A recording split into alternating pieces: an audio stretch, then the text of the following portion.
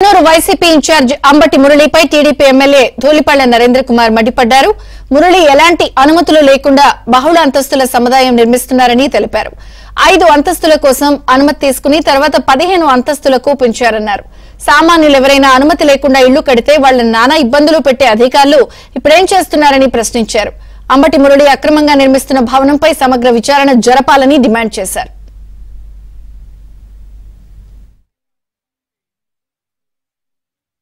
వైకాపా అభ్యర్థిగా పోటీ చేసిన అంబటి మురళీకృష్ణ గుంటూరు నడిబొడ్డులో గ్రీన్ గ్రేజ్ అనే అపార్ట్మెంట్స్ హైరైజ్ అపార్ట్మెంట్స్ కడుతున్నాడు. ఆయన వందలాది మంది వినియోగదారుల యొక్క ప్రయోజనాలకి భంగం కలిగే విధంగా సరైన అనుమతులు లేకుండా గత ప్రభుత్వం తమ చెప్పు చేతల్లో ఉందని చెప్పి అడ్డగోలు నిర్మాణాలు వాటిని వినియోగదారులకి మభ్యపెట్టి అమ్మటం అనేది గుంటూరు నడిబొడ్డులో మనం చూస్తా ఉన్నాం. 2017లో 15 ఫ్లోర్లు 2 సెల్లార్లు ఒక స్టిల్ట్ కోసం పర్మిషన్ కోసం అప్లై చేయడం జరిగింది రివైజ్డ్ ప్లాన్ కోసం. ఇవాళ 2024 ఈ రోజు వరకు కూడా ఆ రివైజ్డ్ ప్లాన్ కి అనుమతి లేదు. అదే విధంగా కార్పొరేషన్ అధికారులు గత 5 సంవత్సరాలు వైకాపా ప్రభుత్వం ఉంది. కార్పొరేషన్ అధికారులు అందరూ కూడా ఆయనకి అడుగులు మడుగులు వచ్చారనేది స్పష్టమవుతా ఉంది. రైల్వే ఎన్ఓసికి భిన్నంగా నిర్మాణాలు ఎలా చేశారని చెప్పి మేము ప్రశ్నిస్తా ఉన్నాం.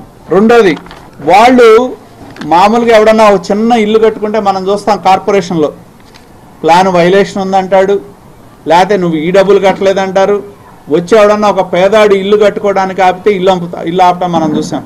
కానీ వీళ్ళు గవర్నమెంట్ కట్టాల్సిన ఫీజులు చాలా పెండింగ్ ఉన్నారు.